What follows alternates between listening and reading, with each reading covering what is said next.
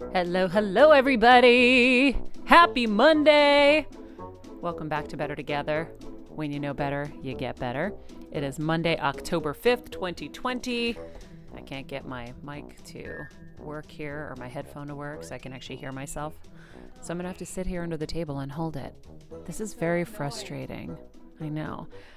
Quote of the day, social media has given us this idea that we should all have a posse of friends when in reality, if we have one or two really good friends, we're really lucky. And that's from Brene Brown, who we are actively seeking. Right, Jeff? Yes, we are. I went out to their team a week ago, so I'm going to check back in today. Yeah. Come on, Brene. Yeah, we love Brene. Is your mic up, Missy? Yeah. Because I can't hear you Mine's either. very hot. Hey, everyone. Guys, I'm suffering under the table right now. Just FYI, just keeping it real. Oh, it's back. Okay, we're good.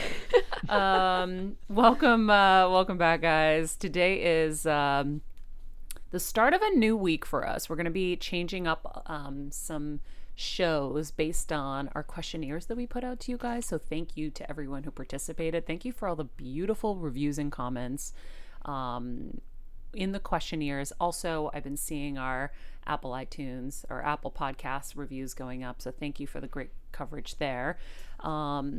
If you haven't already hit subscribe on YouTube, please do. We're trying to really grow that.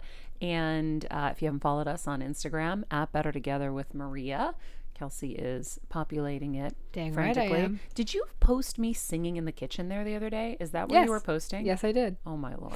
I didn't get to see it. You and me both. How horrible. It was beautiful. So I have this habit of creating new lyrics to songs depending on whatever's happening in the moment, and I really enjoy it. So we were making the ugliest, most horrendous looking apple pies, and so every song was about that and how we were going to eat it, and didn't matter anyway. Pretty good. Yeah, it was interesting. Anyway, so we are on Instagram, we're on TikTok as well, and if you haven't joined us on Patreon, now is a great time. We of course offer ad-free shows there. We have extra content there, but also we are doing our healing workshops and our kind of guest workshops. So all of the incredible guests you get to see here on the show during the week, we are tapping into for these workshops where you have a really kind of in-depth experience and a really connected experience with them where you can talk to them, ask them questions. It's interactive. And so our Catherine Woodward Thomas had to get postponed last week because of a power outage on both coasts. Yeah, dual power outages. Dual power outage. So it is back on, I think, for this Wednesday. Mm-hmm. Okay, perfect. So if you join us there, you'll get to participate in these. And so we see that really growing over there. And thank you for everybody who's joining and for the future Patreon members. So we are going to change our format a little bit based on what you guys said. So we're going to add some more talk episodes in. It will give everybody a chance to consume the really in-depth interviews that we provide every week. And I know I have a lot of things to chat about and a lot of discoveries and epiphanies and breakthroughs and lots of stuff going on that everybody's been asking for me to share. So I'm going to start sharing it. Today is going to be one of those episodes. No guest today, guys. Okay. Hey. It's just us. It's just me, Kelsey, and Jeff. And we're going to chat a lot about some cool stuff today. And hopefully we like it. But guess what? We can always go back if you're like, hey, we missed the content. Mm-hmm. So we are totally flexible. But we're excited to kind of cater things a little bit more to you guys. And guess what? We'll see how it goes. So this is day one. It's fun, though. I feel like it's a chance for our listeners to kind of hang out with us. You know, we talk about how we try to be a community and a family, and we love our guest interviews. I mean, personally, I've been open on the show that some of them have changed my life, but at the same time, we want you guys to feel like you're a part of the Heal Squad. So this is kind of like your Monday morning drive into work, hang out with your coffee session with us. So it's going to be really fun. Yeah, I'm excited. I need my coffee. Where's my coffee, guys? Did you have your coffee? I already have my coffee. And then as we, I know Justin, our new team member on the website, is going to be away for a little bit. But he is, yeah. At some point, how long till we can actually start really doing stuff on there, like blog posts and stuff? I mean, we can start that now. Oh, good. Yeah, so because we can start. What I really want to do. So this weekend, I went to see my best friend Alyssa because she moved apartments, and I was telling her how I started noticing really major differences in the pains I was experiencing from the residual tumor left. I was starting to see differences in the types of pains and the intensities and whatever when I was cleaning out my products. And she said, well, do you think it would help for migraines too? I'm like, well, yeah, it's all nerves. And so she was like, okay, well, what do I have to get? This is so overwhelming. And I get it because I was super overwhelmed, and I should have done this a long time ago, but I didn't because it was overwhelming. So I was like, okay, let me make it simple. We're going into Sephora and I'm just going to help you buy the things that I have bought that I have loved because I've been trying out some stuff. And then of course, a million texts to Kelsey back at home being like, Yeah, Kelsey, right. which eye cream? Kelsey, which translucent powder? Kelsey, which one? Which this, which that? Because Kelsey's really become such an expert because she spent probably her entire life trying out all these products. Yeah. And so what I want to do on the website is I want to be able to put everything that I 100% get behind and love in there for you guys so I can make it easy. And I'll like even put it into categories like this is what you can get at Sephora, this is what you have to get here, this is what you have to get there, just to simplify the process. Woo. But I've really seen a difference. Like I tried a cleaner self tanner, the one we talked about in our Patreon episode. What's it called? Golden Star Beauty. Golden Star Beauty. Okay. Mm-hmm. But I notice it does activate and inflame my pains. And so I'm like, dang, like I really liked it. And it's definitely a lot cleaner than the one I was using before, which was really giving me a lot of pain. And so the one I used last night that you gave me, I have to look up the name because it was it's very mild. It's very mild. It's another Amazon one actually that I got. It's like Eco Beauty, something like that. Yeah. But I really mean like it. the side effects for me were mild. Oh, yeah, because it's very natural. I still felt stuff, Yeah. but not as bad as the other stuff. And so crazy. now I'm going to try the Isle of Paradise drops. And I don't know if it's the fragrance in it that creates the pain or if it's Yeah, fragrance is nasty. maybe just some, because you can be allergic to natural ingredients, right? There Yep. could be things that could be like affecting I can't you. do coconut oil. Yeah. I know that. Mm-hmm. So anyhow, I'm going to put all of it down for you guys. I'm going to keep it really simple because I just saw my best friend and she was just like, I don't know how the hell to do this. And I was like, okay, let me get in there for you. And we made it happen and we got her all switched over, shampoo, conditioner. So I tried this Ilia tinted moisturizer. So I have this Korres probiotic cream, face cream that's just luscious and amazing. But it doesn't have SPF. So then I bought this other organic SPF or clean SPF, but it really feels like a sunscreen and I don't like that feeling on my skin. If I'm at the beach or something, yes, that's fine. But under my makeup, it was kind of a little awkward. So I figured, well, maybe I'll get a tinted moisturizer that has sunscreen in it, and that would be layer number 1. And then if I wanted to use foundation on top, I would use it after. Well, this stuff was so good that that's all I used today. It has like a good enough like amount of coverage without it really being coverage. It was actually really good. So, and it gave me like a nice glowy kind of vibe. I was very happy with it. It's a newer product, so I'm very excited you love it because that's one I haven't tried. But when they came out with it, people loved it. So yeah, and it's exciting. not 100% clean. I think I looked on the so there's the Think Dirty app. Yep. I used it for like a split minute years ago, and then I got away from it. But I think it's like a 3 or a 4 on the scale in terms of clean. Ilia. I know some of their stuff. I haven't looked at that one specifically, but I know that with tinted stuff, it's often things you can't really avoid. But if it's below a 3, if it's 3 or below, then I'm usually like, yes. Yeah. We good. So so it's been kind of crazy. Like if you think about it, if you have migraines, you really should consider switching over your products. And so now we'll use Alyssa as the guinea pig and we'll see how her migraines either are affected, if at all.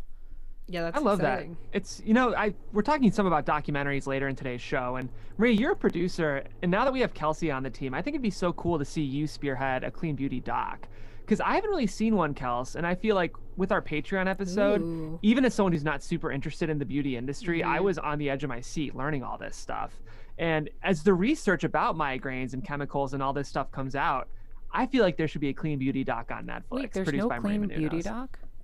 Not that I've seen. No way. So I was super okay, guys. We're gonna get to Good News Monday in a moment, but I got super overwhelmed watching the Social Dilemma doc. I watched What the Health this morning, and I called Kevin. I'm like, I need your help, and he goes, "What?" I go, "I'm super overwhelmed. I know too much now, and I don't know how to handle all this information, and you know, between all the experts we get in, like I just feel like." Sometimes it can be really overwhelming to feel like you're doing it right. It meaning life. And so I'm in an overwhelmed moment, and I'll get out of it because I'll realize like you just do the best that you can. Like I'll probably start advising Maria as Maria, like talking to myself basically and pretending I'm talking to a friend and be like, listen, like you can only do so much. Just do what you can and do better each day and like layer the effect, right? There you go. Like I want to go plant-based. Okay, well that's going to take a minute. And so I should just, and I've already taken some steps, and I'm going to bring on someone on this show that's going to just make it simple for us. But when I'm watching these, I feel like I was working on a doc. It kept shifting. It was about my mom and I and our brain tumor journeys, and it kept shifting. And when I was watching this, I was like, God, I really should do basically what you were saying, Jeff, is really the exploration that I'm on of how these products are affecting me or not. And I think it's a great idea, but I get so overwhelmed because I'm doing so many different things, and I'm like, where do I start? What do I do? I know. And I get really overwhelmed. That's it. I don't know how else to say it. It's a lot. I do feel like maybe instead of going into the workplace toxicity stuff, which was like a natural idea at some point, and it was going to be done in a way no one was ever going to even see coming, which I still think should be done. But the exploration of the clean beauty products is super important, because once you start to see how many toxins we're putting on our skin, which is our largest organ, and how it's like I actually am feeling the effects. It's insane. And so if I'm feeling it, and I know that my life moved too fast and too hard before to feel anything. I didn't even feel the tumor in my head. You didn't have time to feel it. I did. Like I had pain, right? I was popping Tylenol at some point, and I never take Tylenol. I don't take anything, right? I'm super against it. I didn't even catch myself starting at work to have to take Tylenol and have to get extra coffees in a day because I was so fatigued. And so, you know, and sometimes when you have a headache, you know, you think like, oh, coffee will help, whatever. Yeah. Right. So I was moving too fast, and so other people are in that same boat. It's a whole world. And so I feel like if I can unlock it, it would be really helpful. So I probably am going to be calling my partners at Lucky 8 and being like, hey, so. We do have one rec. Stephanie said we have to try and find Toxic Beauty. She said it was on Netflix for a while. Oh, okay. So we will try and find that. Put that on our list. Oh, it's on. Okay, good. It's on. Because we got to watch it. Okay, so before we get into Social Dilemma and all these other things, let's talk Good News Movement Monday. Do we have a drop for this yet?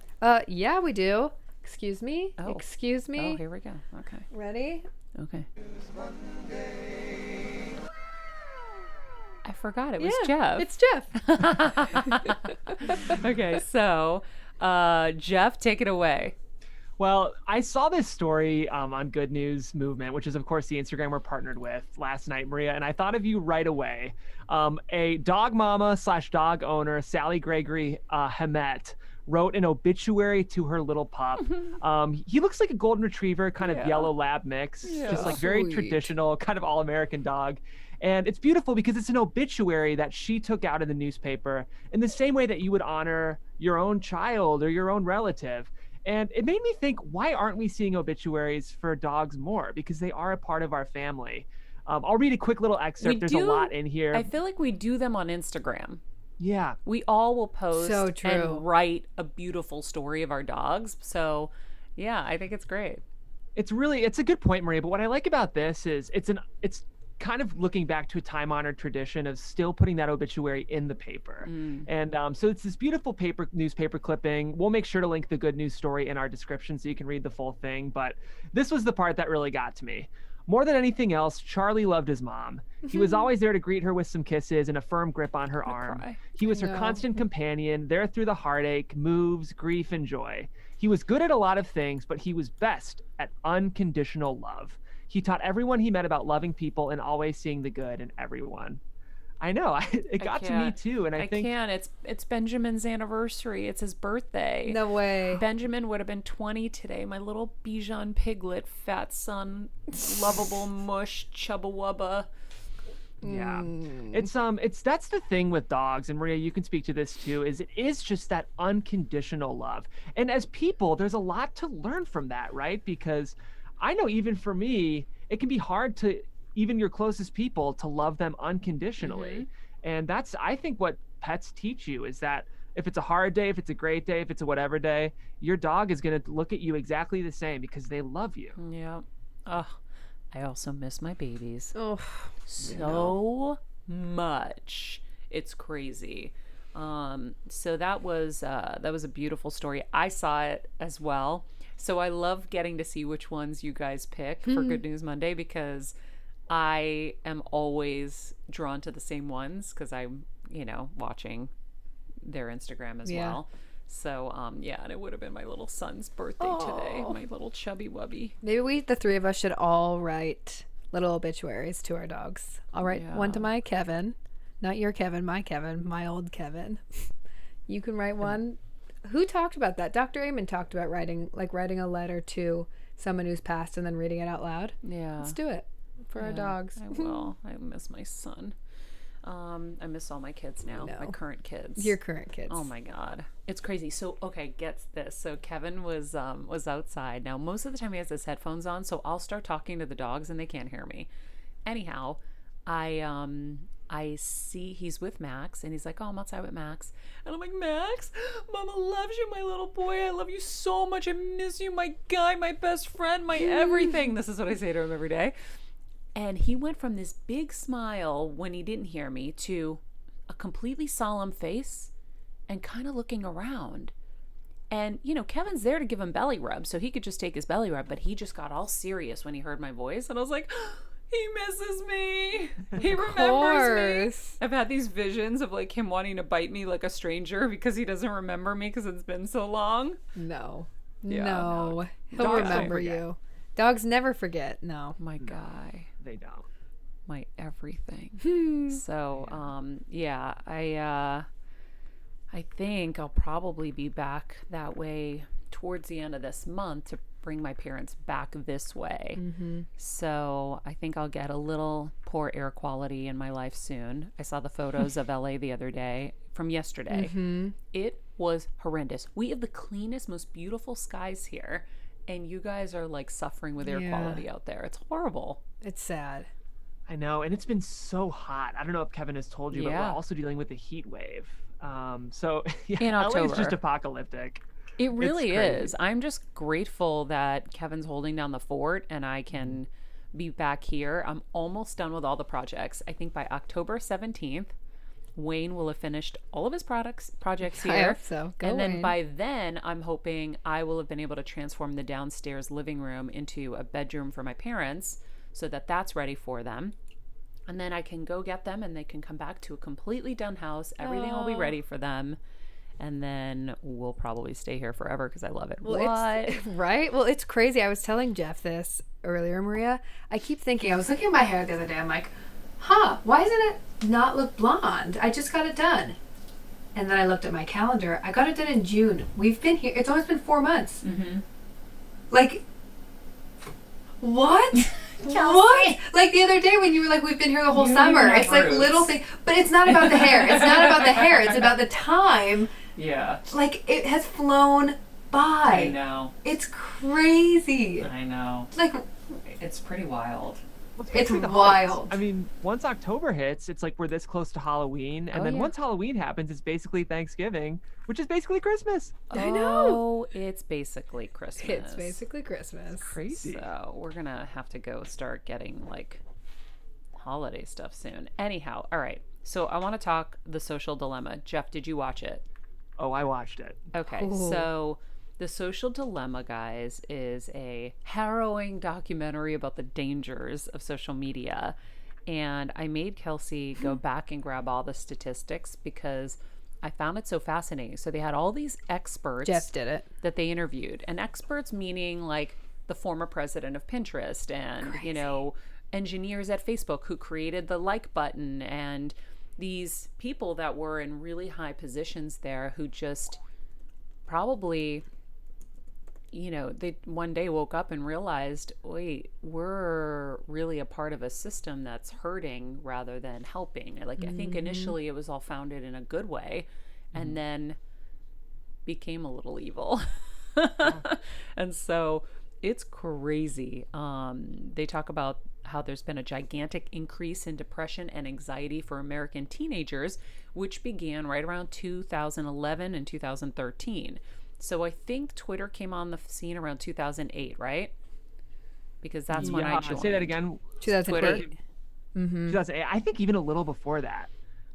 But it wasn't really, I feel like social media hasn't been a part of the cultural conversation till around 2009 is when I would say. Okay, so I joined in 2008. I only know it because it tells you when you joined. And I that's remember being in my boss's office at Access Hollywood. Rob Silverstein and Billy Bush was there. And we were talking about Twitter. And I was telling them how I was terrified to join because I thought of it as like Armageddon. I just had this feeling in my gut that it was like Armageddon. And I've talked about this before on the show. And I'm dying laughing now thinking about the fact that I think I really felt what was coming. I'm really starting to see my intuition in such a deep way right now because I'm less distracted. So I'm really starting to see my kind of like real visceral reactions to things. And then, you know, sometimes they may take a long time to manifest, but I'm like, whoa, I knew that. I felt that. And when you watch this, man, so they talk about the number of teenage girls out of 100,000 in this country who were admitted to a hospital every year. Wait, what does that mean? The number of teenage girls out of 100,000? So they did a study out of 100,000. Okay, Yeah. so this is written funny. So out of 100,000 teenage girls in this country that were admitted to the hospital every year, this is not written properly. Can you give me the statistic? Okay, yes, I can. The 'Cause this statistic is right underneath. Awkward. Awkward. I've got them pulled up. It's here, right Kelsey, here. if it's- So, Great. let's see. According to the documentary, the amount of United States hospital admissions for non-fatal self-harm has gone up by 62% for girls between the ages of 15 and 19. And then for girls who fall into the age gap of 10 to 14, the figure has increased by 189% since social media became mainstream. So these are rises in self-harm. Okay. So it's crazy because like we just had Gary Vee on the show the other day and he was talking about how, you know, social media is really just an extension of what we've done before, right? With magazine covers always having a false kind of sense of what's normal and what you should be and whatever. And I jumped on that train because it made a lot of sense. But at the same time, when you see these statistics, you can't deny that ever since social media kind of came on board, we really are seeing a record amount of suicide rates in teen girls in this decade compared to last. So between the ages of 10 and 14, is that what it is? Yeah, it was 151% compared to the first decade of the century. 15 to 19, it increased between 70%. I didn't realize kids that young were killing themselves. 10 to 14? Yeah. Really? That's Yeah. real? Yeah. Wow. Yeah. It's crazy. So sad. I was just shocked to see, like, I mean, when you think about it, even in, you know, the documentary I watched this morning on the treadmill, What the Health, it's like we are so all about greed and money and making money that we overlook life and the value of life. And purpose, I think, too. Like, what was crazy to me about the documentary, like you were saying, Maria, it was all these like 30-year-old dudes. And like, you think about the fact that this young generation of just tech nerds basically accidentally created a whole new culture and way to be alive. I mean, I think of this industry, and it's probably similar, like in the 40s and 50s, it was a bunch of young immigrants who created Hollywood. And in some ways, you could argue that social media is a little bit like the new Hollywood. And Maria, I think you're showing that right now. I mean, this is a perfect example of how traditional daytime TV meets social media, right? We're distributed on social media platforms, podcasts, it's on demand. And it's just crazy to think that whether or not it was intentional, just these kids basically working at Facebook, Twitter, Instagram, and YouTube created a whole new way to be alive, and probably not a good one. Well, and he said that too. He was like a group of white guys in their 40s created this whole world that's now destroying people's lives. I mean, it's mind-blowing. It really is. It's crazy. It's crazy. Were you, Jeff, dying when they were talking about civil war? Oh my, you mean the thing in Myanmar with the genocide? And that was horrible. Wait, I don't remember Myanmar. That's I remember you were tuned out for a second. You were dealing with something because I was like, holy what? And you were like, what did I miss? Jeff, you can tell the stats, but it's insane. Okay, Jeff, tell me what I missed. Well, so this was crazy too. This may have been what you're talking about or maybe not, but it shows how much there was in this documentary. So Myanmar, which was formerly Burma, basically when citizens of that country, it's more of a like third world country, second world country. It's not quite as privileged as some of the first world countries, but when they get their devices, like a cell phone, Facebook is preloaded on there. These companies pre-make their Facebook so that people think. And so like all of the news they're getting, all of the angles they're getting, the stories they're getting are filtered through Facebook. And basically a lot of the sort of extremist anti-Muslim citizens in that country leveraged that to basically create a genocide. And I think it was 700,000 Muslims in Myanmar were killed purely because of how Facebook orchestrated this genocide. It's crazy. Well, what I thought was really interesting is the AI. So a lot of people, and Stephen, when he was on the show, would always talk about how AI was going to take us over at some point and all of that. And it all just seems like conspiracy theories. But when you watch this, you realize it's not really a conspiracy theory. These are algorithms within these social networks that are now running off. It's like a snowball effect. You can't control it anymore. Like a Mark Zuckerberg probably can't control any of this anymore. It just is what it is. It's spun out of control. And it's so detrimental. So I did remember seeing how you can spark all of these riots and protests without even knowing it. Like these and it's also like we're living in such a time where you don't know what the truth is. Like that's what's been so hard for me. That's why I stay out of everything, right? And I know people are like, you can't stay out of things now. You have to speak up. I'm like, it is so hard to know who's telling the truth anymore, whether it's, the American Cancer Society getting money from, the meat and dairy world, right? But there's research from Harvard talking about how meat and dairy is contributing to cancer, right? So when you see all of these things, you're like, well, who's telling the truth? I don't know. Like we are bred to think that the American Diabetes Association, the American Cancer Society, the American Heart Association are there for our best interests. But if they're getting their money from all these other places that are bad for us, so how can we listen to them? But then who do we listen to? Okay, are we going to listen to the Today Show?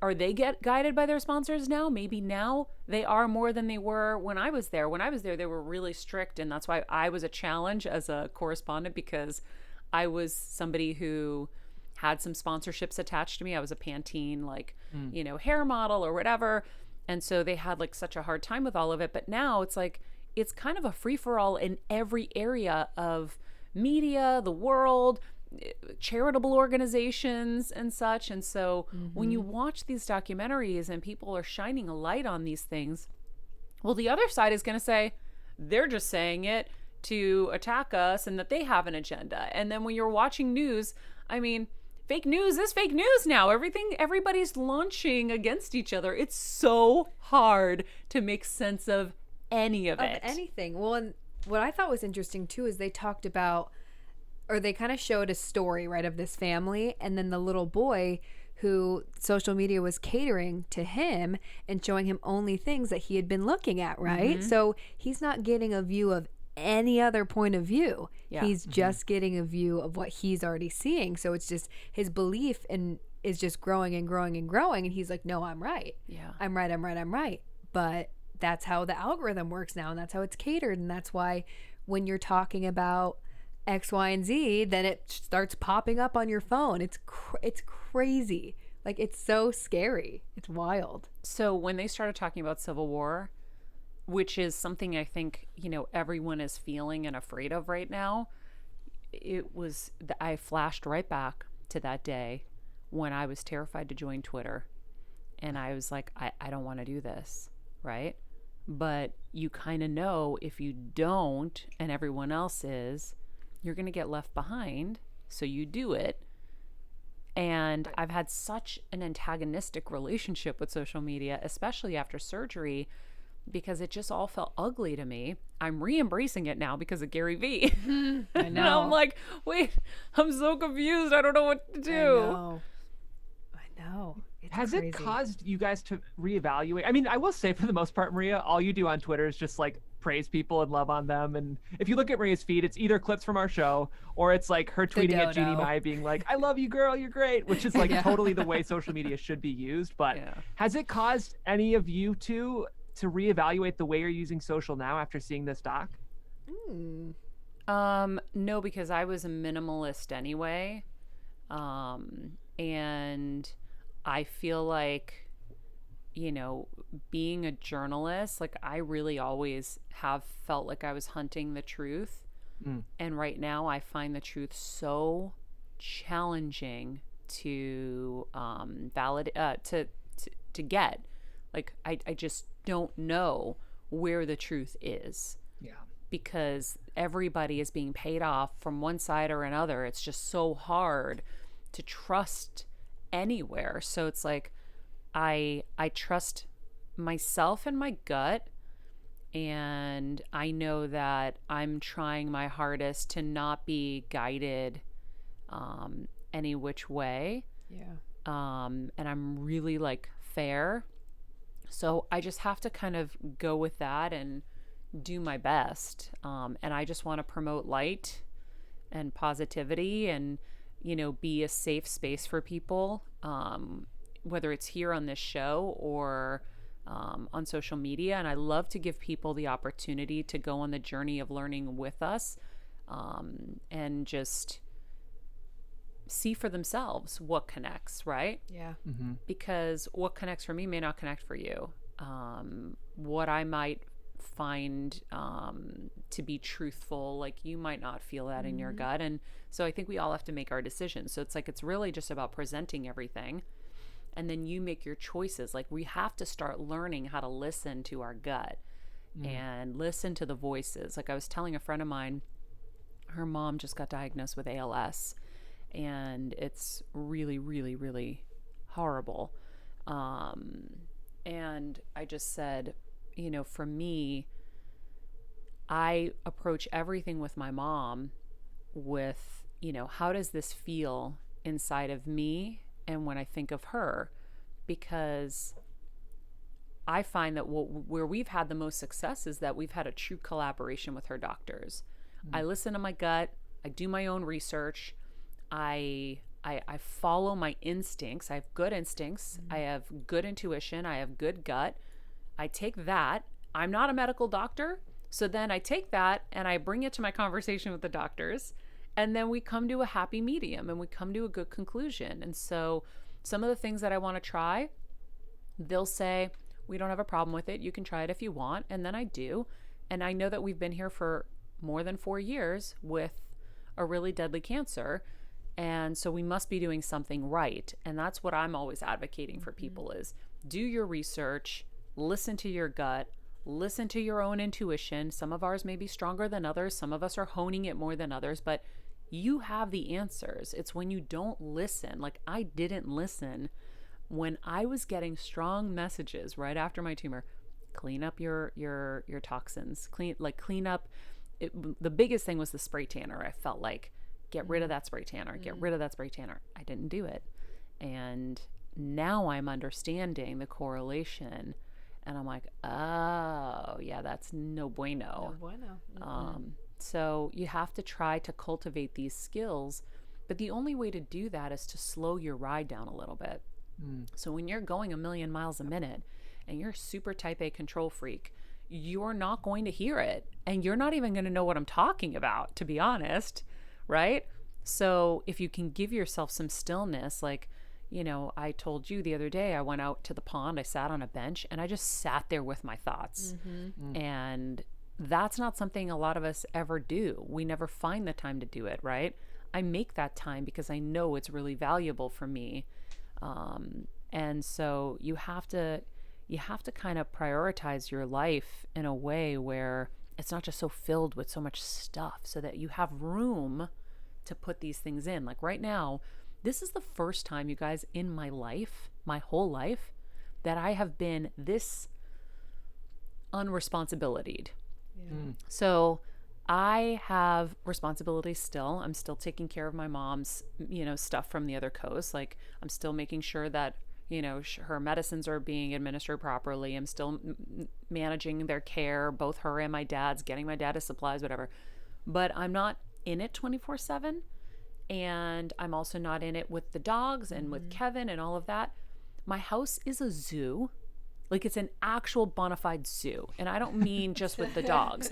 Like we've got the physical therapists that come in. We've got the occupational therapists. We've got the speech therapists. We've got the caretakers. We've got, you know, everyone who comes in to help us, you know, keep my mom alive.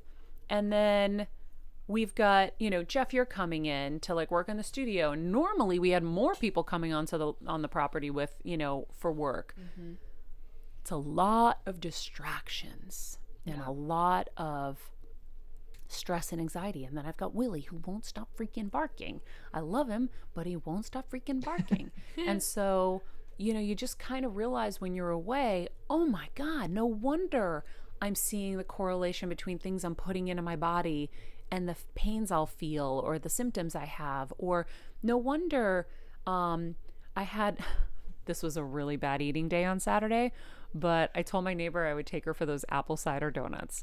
So Kelsey and I take Norma to go get apple cider donuts. Great. Couldn't just have one. Had two. Okay. That was breakfast. So then we decided we're going to make apple pies because my neighbor gave us canned apples from her trees.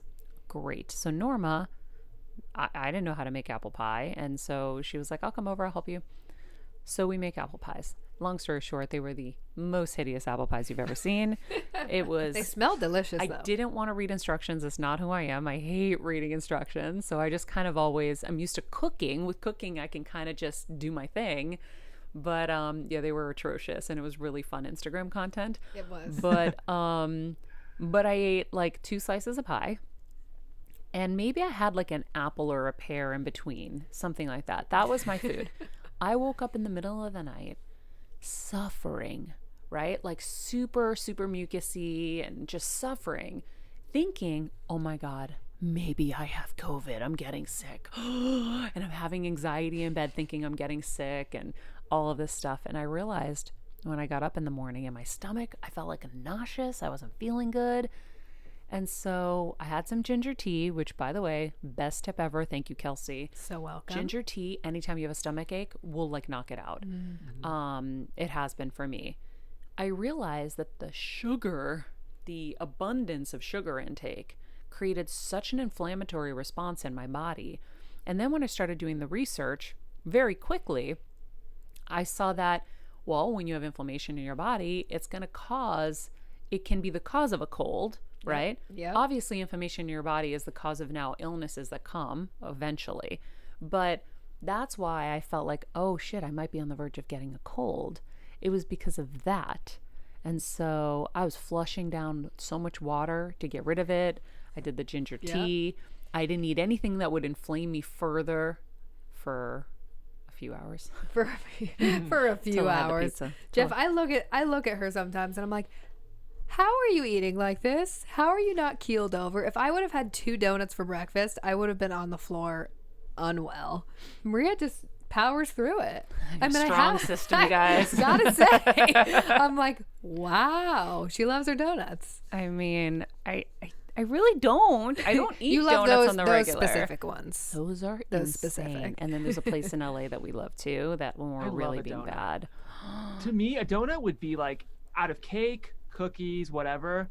Donuts are like the thing that would be my last meal. Literally, a hot glazed donut is the thing that to me is like the last thing I'd eat. I think there's nothing better. Okay, Wow. so Jeff, you have to have Kevin take you to our donut shop deep, deep, deep in the valley. Ooh. I took Mandy and Daria there for Demandy's Donuts, their series on YouTube, because they go all over the country to find donuts, and they were obsessed. These donuts, you can get, it's a cake glazed donut, and it's like mushy, moist in the inside, and kind of crispy on the outside. And then it's got the glaze. It's so delicious. I really have to limit when we go there. It's usually around the holidays. Kevin will go. He'll make the drive. Thankfully, I'm lazy. So this is why I win in life, right? When it comes to eating, I'm lazy. I will not go get anything. So I'm stuck with what I have in the house, and I always just keep healthy things in the house for the most part. But Kevin is not lazy. Kevin will drive at any hour of the night to go get donuts. And so I have to temper him. But yeah, so I never had time to realize any of these things.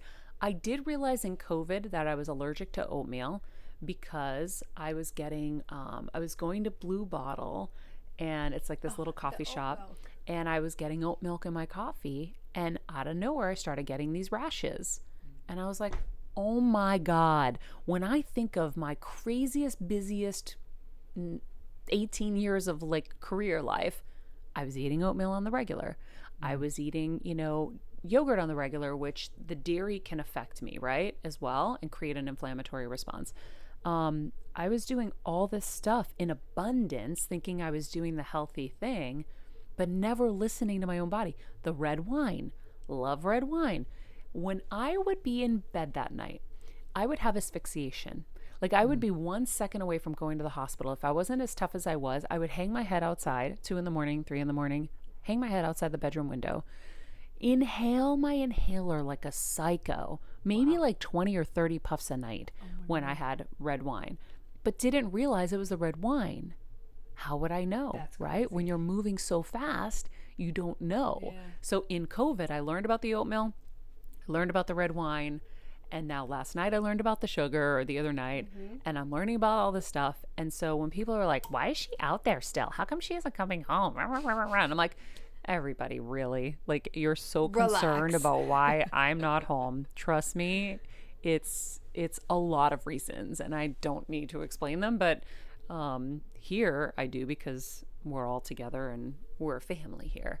But it's like I have so much to do to get this house ready for my parents to come back. I have to find a caretaker, which means I have to interview people, which I think I found one. Finally. The 2 girls I loved jumped off this app. If you're looking for a caretaker, care.com, I think it is, has been great. And so they have an app. And so I've been communicating with people in there. And I've got to get their room set up down here. There are a lot of things to consider, but what's great is in the interim, I've really been able to focus on myself and my own health. And that is such a great gift that Kevin has given me while he's, in the weeds renovating our house with my dad right now. It's really been an amazing gift, and I'm really grateful for it. And I had a psychic who said I was going to spend a lot of time in the woods. So it was right after my surgery. That's wild. And then I was like, oh, she was wrong. Never did. Well, just took a lot longer. And here I am. But also, like, we were walking the other day, and I got to see our neighbors. So our neighbors have this dog, Bruno, who I'm so deeply in love with. I love this dog so much. And they have 4 kids, and they were all outside on their lawn. And the one little boy was riding the little tractor with all his little brothers and sisters in the back. And it was so idyllic and so cute. And the dog, and it was like, it's a simple, happy life. And I feel like what I really want is for us to have that blend of both worlds. I'm blessed to be able to have that, and that's what I feel like we're going to really do. I think we're going to be pretty bi-coastal. It's the dream, right? what I said. Well, and I don't see any good reasons to come to LA right now as someone who's living here. I mean, literally, if anyone ever asks you why you're in Connecticut, you could just be like, well, the state I lived in the summer's on fire, so I'll probably just stay out here. Yeah. And also, I'm sorry, why do you care? Like, Yeah. Exactly. It's like I have a house in the East Coast, so that's why I'm here. so I'm gonna spend it here. 'Cause Yeah. And I live here too. and fall is magical here. It's magical, Jeff. Magical. Not to make you jelly, but Yeah, it's sorry, really Jeff. freaking magical. It is unbelievable. We walk out, we smell fall. I forgot what the smell of fall was like. Yeah. I know. Like there's a smell. It's been over 2 decades. And then like even just being able to have a life where like in LA, I don't really have like my friends. Like I have friends that you see once every like 2 months or whatever. Like but like Alyssa is my like friend who, you know, will hang out on the weekends, and I don't know, there's just like There's a difference. between like industry and, you know, And your true soul sisters. There's a difference. it's just different. Well, she was your friend before all of it. And Yeah. that's really important. I think that's what it, I mean, I'm still really close to my high school friends, and it's because they actually know you with a capital K. Like, I feel like industry people know Red Carpet Maria and Reporter Maria, but Totally. like Alyssa knows like Real Maria. Insecure junior year Maria, Yeah. you know? Totally. Well, but like I have my friend Rachel out in LA, but here's the thing, like we're always traveling, right? So you don't have that kind of like, let's hang out this weekend, let's hang out that weekend. It's everybody's so busy with their lives. It's a different kind of thing. Whereas Alyssa's here. right. She's not traveling. She doesn't have this high demanding job where she's not around. So we've been able to go apple picking and do all these things that are just fun. But she's also a friend, and I think that this is where the difference is, at least for me. She's a friend that you don't have to plan something. You can say, we're just going to hang out this weekend. Do you want to come over and just spend time here? Yeah. Like, you don't Yeah. have to plan an event or do this or get drinks or a happy hour, blah, blah, blah, blah. She just comes over and she hangs out, or you Yeah. go there and hang out. And I think that that's a real, like, kind of defiant. I don't know. It's just, Yeah. it's different. It's so wild. Laura and I talk about having a 0 to 10 scale of the amount you feel like you have to be on, or the amount that being with someone kind of gives you anxiety. Ooh. And we say like a 0 is like the ultimate friend. And I know it sounds backwards, but a 0 means I don't have to perform for this person. I don't feel any kind of obligation. I can just like hang out with them. And so like we always talk about like, do we want to hang out with them? And they're kind of a 3. Like, I don't know if I want to hang out with 3s this weekend. Stop I love it. this. We love it. Yeah. That's great. It's really nice because all of us know that feeling of even someone you love, you still kind of feel like if it's a work friend, for example, and Kelsey's different because like we're family at this point, co-producing this show. Like, Truly. Kelsey, I'm lucky that you're like a 0 with me, but Oh. like some of your less close work friends, having them over for dinner, you might still kind of feel like it's a 3 or a 4, even if you really like them, because you're performing a little bit with them, you know? Yeah. We love it. I love that, Jeff. That's a really great way to kind of look at things. Mm-hmm. Yeah, because I really live to be around my friends I don't have to perform around. Like, I don't have to perform around Rachel or Alyssa or Joe or Dimitri. Like, it's so easy, right? Yeah, I mean, I guess I don't think I've performed with any of my friends, but like, I think there are industry friends where you might have to do a little bit more, right? Just be on a little bit more. Yeah. Yeah. It doesn't mean they're bad. It just means that it's a little more costly for you. So you just have to think about it. And sometimes it's fun to have the 4s or the 5s over because you can prepare a nice dinner and, you know, we Impress talk about it a them. lot. Yeah, exactly. But like, you just have to know yourself and know what you're looking for. And Wow. you know, That's so or what funny. you're emotionally available for that evening or whatever it is. It's like, can I, or do it like you said, Jeff, sometimes it's fun. Like, do I want to kind of like dress up, do this, do that, whatever, talk the talk. But I mean, I'm like Maria. I feel like I don't really perform, but I get what you're saying. There's a different level of like my best friend who I've had since I was 2, who it doesn't matter what I do or say or this or that, Yeah. versus someone newer who I've met who's like a new friend, like a Yeah. new shiny, like, ooh. So yeah, that's Yeah. funny. I like that scale. it's like, how Clever. much do you need to clean the house before they come? Like, that's a great way to think about it, Yes. you know? Oh my God, if I came to your house, I'd be a 10. No, you wouldn't. I hope that's a compliment. Jeff I mean, would be like, oh shit, she's coming. Pick up all the coffee cups off the ground. It's, Dead. but no. I mean, at most you'd be like a 3 or 4 or 5 because we're close, but at the same time, like if you're thinking about like a boss mentee relationship, it is a little different. Like if you were having Kevin Yorn over, it's not good or bad, but he's not a zero because you have a professional relationship as well. Yeah, because you have to, well, there's like a respect too. Yes. Where, that's right. you know, you look at people a little differently. It doesn't mean you're going to have less respect for people, but, you know, there's kind of like a little something in there. Yeah. Mm-hmm. Exactly. So we like it. It's a valuable way for us to speak the same language. I think that's so funny. I love that, Jeff. Yeah. Well, we didn't talk about An American Murder, which maybe we could talk about tomorrow. Yeah, we can talk about that one tomorrow because that's oh man, that was crazy. That was crazy. So, tomorrow, guys, we have an incredible guest that we had on. Or we were going to have on. We had a sound issue, whatever. It's fine. We're redoing this. So tomorrow we're going to be featuring New York Times bestselling author and lecturer Shauna Niequist to talk about her book Present Over Perfect and how we can invite presence into our own lives with practical strategies. She's amazing. Her advice is amazing. So if you liked Jeff's friends meter, wait till you hear her circles.